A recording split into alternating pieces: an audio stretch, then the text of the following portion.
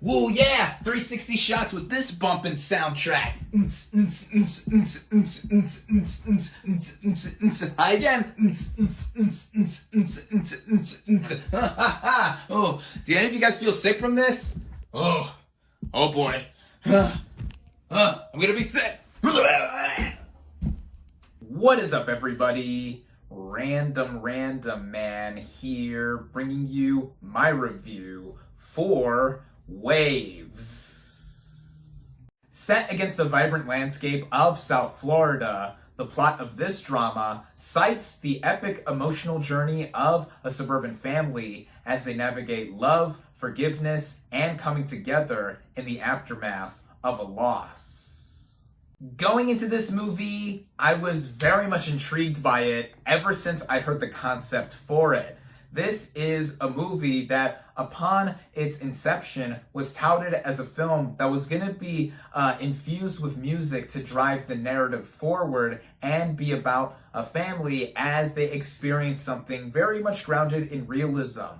This film is written, produced, edited, and directed by Trey Edward Schultz. Now, I've not seen his first feature film, Krisha, but I have seen his previous effort, It Comes at Night, from 2 years ago, which I liked a lot as a psychological horror film. And now that he's doing something different within a separate genre, it got me so intrigued on top of its concept again and the cast assembled.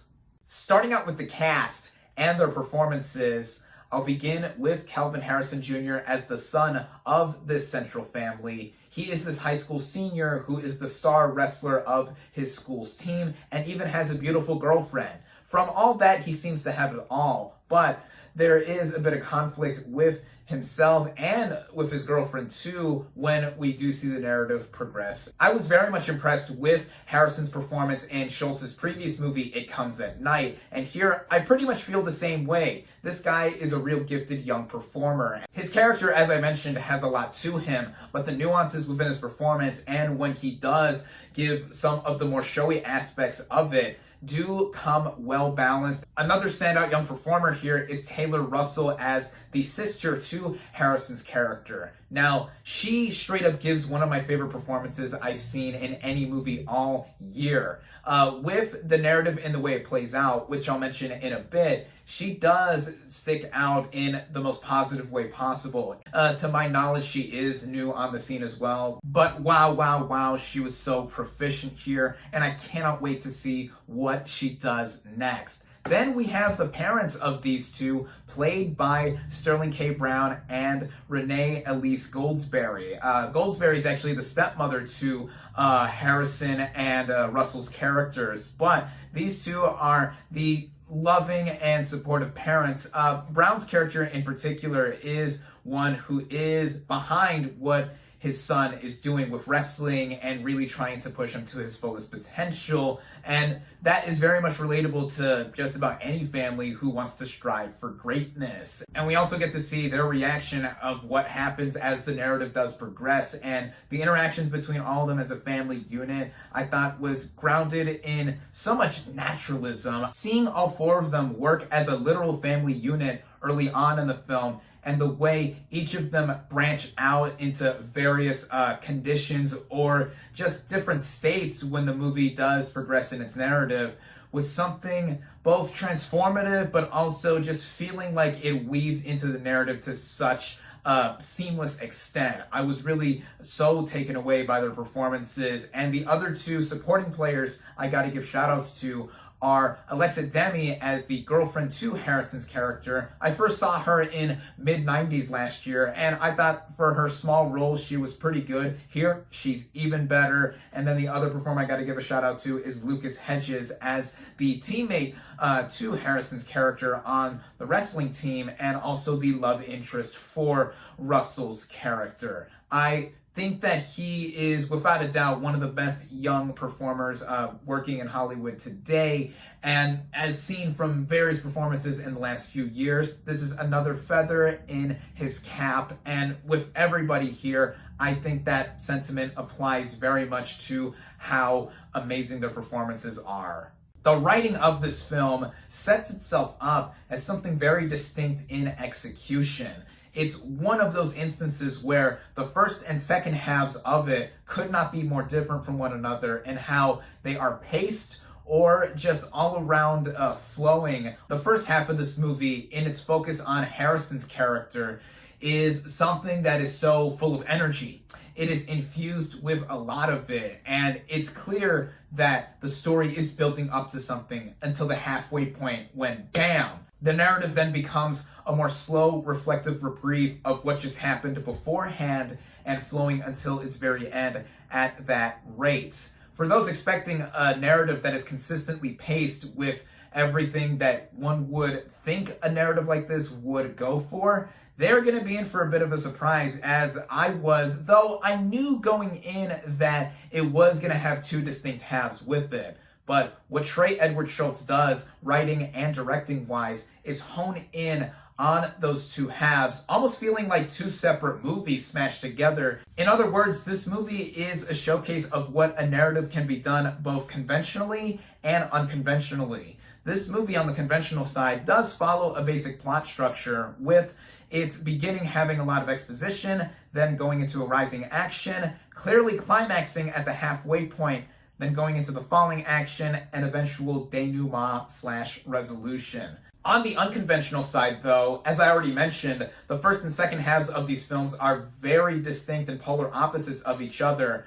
but it also leads into this movie's stupendous style, which the technical merits have a lot to show for. The way this movie's shot, cinematography-wise, feels like we are gliding with the narrative as it does progress, not just because of how free-flowing and very stable the camera work is, but also in some moments that do play up the emotion or just back up how this movie is going for what it goes for visually. I sort of parodied one of the specific choices that the movie makes with its camera work by how it does pull off 360 shots in car scenes specifically to such a baffling but blissful extent, as I was both wondering how on earth did these shots get pulled off in the middle of the vehicle swiveling around to such a clean way, and how much in awe I was with how gorgeous the movie looks. One thing I also got to mention with this movie visually is that, like Schultz's previous film It Comes at Night, it plays around with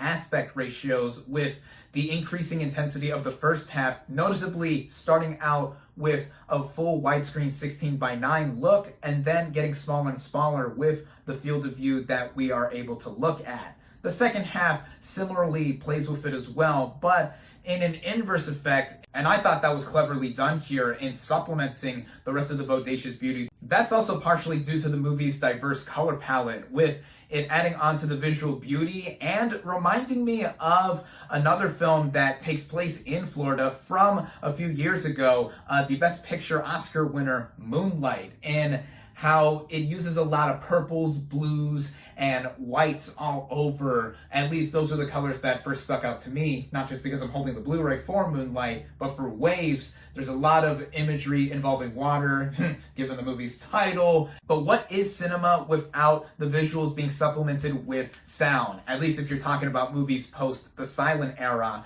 And as I mentioned in the beginning of the review, this movie was notable for being literally driven by music throughout. And with the film having a really bumpin' soundtrack, as I mentioned in the intro too, with some popular songs and artists being used throughout, there's also the original score by Trent Reznor and Atticus Ross, who, of course, have done many mesmerizing musical compositions for movies of this current decade specifically. But the way it is all done here, it comes in at the right moments to be both ambient and also playing up the emotion to about the most pitch-perfect degree possible. Even the absence of music in some moments of the film is something to praise here, as hands down, my favorite scene of the movie comes with the heart-to-heart moment between the daughter and father characters, as we not only get to see more of their phenomenal acting, but the simple sound design in that scene too, without the use of music,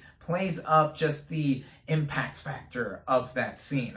That's just straight up one of my favorite sequences I've seen in any movie all year so far. And with the rest of the sequences that do play out, either with high or low energy in the contrasting first and second halves, it's all done well by Schultz and his co-editor, where it never felt like scenes played out for too long or too short. The movie itself running at about a little over 2 hours and 10 minutes. It's something that I felt was well paced in its entirety. I really cannot find that much to complain about with this film, as I was so enveloped by it for the overwhelming most part. I will say that, like I mentioned earlier, with me being prepared for the tone and pace shift halfway through it, some won't see it coming unless they know about it beforehand. But I was taken a bit aback by how it did handle itself after that climax. As I wasn't feeling sympathy for one character specifically, but then the narrative did shift to Taylor Russell's character being the main focus, and it easily more than made up for what minor quibble I had. But as I already mentioned, it ended up working for me by this movie's conclusion, and I gotta say that this is one of the most emotionally resonant movies I have seen all year. I even sat through the whole end credits because I wasn't just into the music that was playing over it, but also in me thinking about, wow, this was a literal ride I was taken on. It combines all the big aspects of filmmaking into a unique blend, making for, to sound like a broken record, as I said in my previous review for Queen and Slim, one of my favorite movies of 2019 thus far. Yes, I know I've been saying that a lot lately, especially in the second half of the year, but really, lots of great content has been coming out, in my opinion. I love this film. I highly recommend it.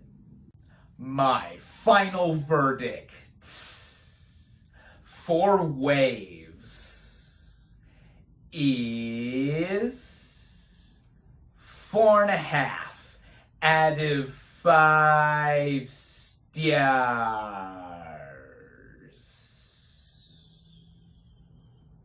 Thank you all, as always, for watching. Be sure to like this video, comment on what you thought of Waves, social media links in the description, subscribe to my channel for more, and I'll catch you on the next movie review.